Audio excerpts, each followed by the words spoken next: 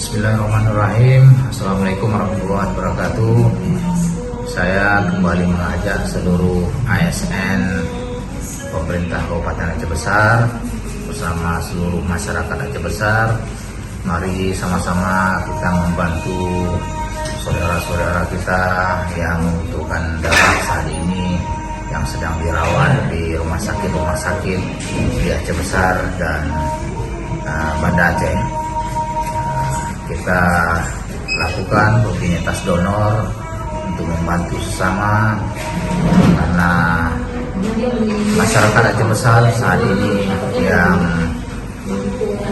jumlahnya sangat banyak membutuhkan darah di rumah sakit dalam wilayah Kota Banda Aceh dan Aceh Besar. Dengan gerakan donor darah yang kita lakukan, insya Allah akan sangat banyak membantu saudara-saudara kita masyarakat khususnya Aceh Besar.